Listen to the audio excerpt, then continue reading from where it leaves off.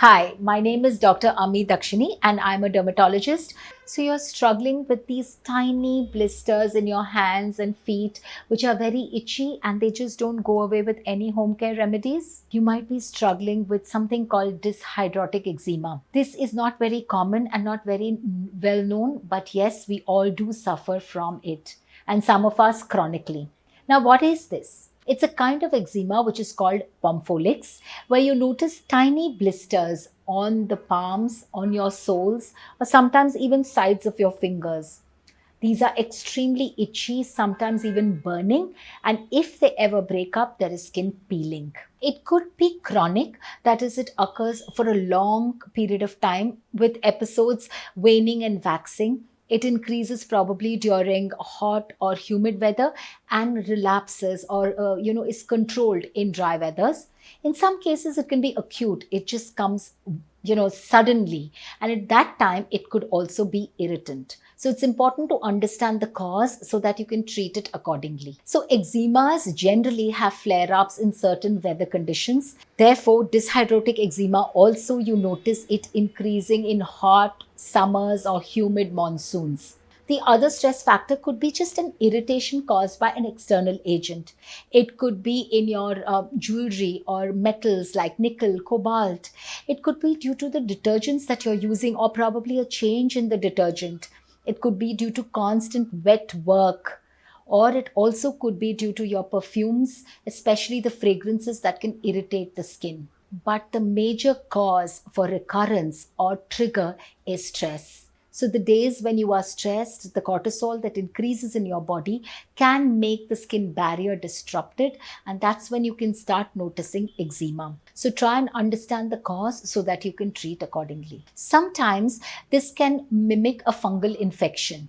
So, especially when you see this kind of eczema around your toes and feet, and if there is excessive scaling and itching, do consult your dermatologist because this could just be a simple fungal infection which is easily treatable. So, since dyshydrotic eczema is very frequent, there are certain simple and safe skincare remedies that you can do at home. Commonest being cold compresses. Since hot weather and warm environment increases the eczema, just applying ice cold compresses or dipping your hand in cool water or saline will reduce the inflammation and reduce the inflammation as well as reduce the blisters. You can use aloe gel. If you can try and keep the aloe gel in the refrigerator so it becomes nice and cool, and then you can apply it multiple times in your hands and feet so that it reduces again the redness and irritation.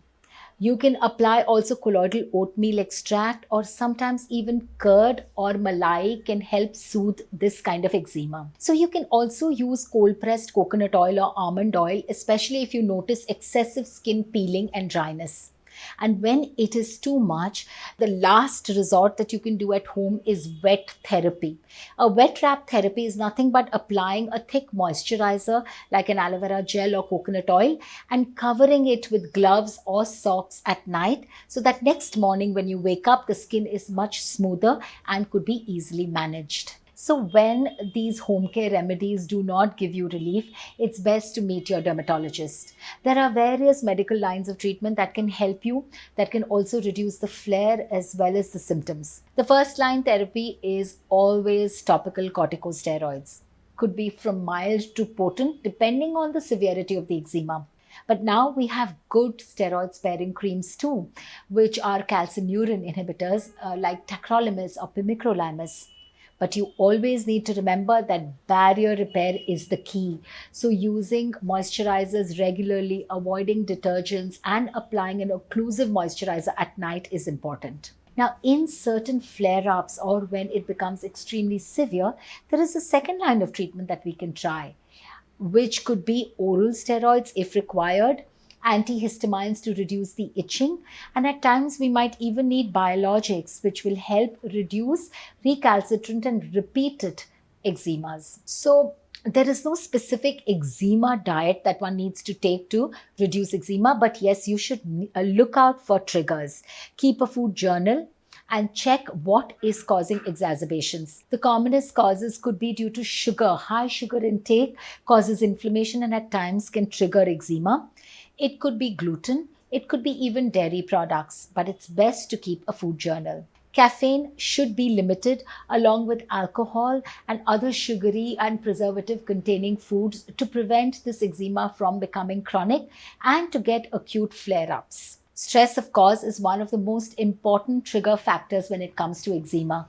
So try and work on the stress. Try and find out ways that you can de stress yourself, either by following a hobby or something that you are very passionate about, or simple things like, social service or taking care of someone can reduce the stress, thereby reducing the trigger that causes this hydrotic eczema. So, since we all know that weather can exacerbate or trigger eczema, need to remember which weather affects you. In hot, humid weathers, avoid wearing occlusive gloves or rubber gloves. Remember to keep your hands and feet sweat free. Do not wear closed footwear and use antiperspirants if you feel that the sweat is acting as a trigger leading to eczema. So in cold weather, when you're wearing woolen gloves, remember to layer it first with cotton gloves and then wear the wool, because wool can irritate the skin and cause a trigger to the eczema. Remember to keep moisturizing your hand, especially with occlusants when it's cold, like probably shea butter or petroleum jelly. And daily, remember to keep using a moisturizer within 1 minute of washing hands.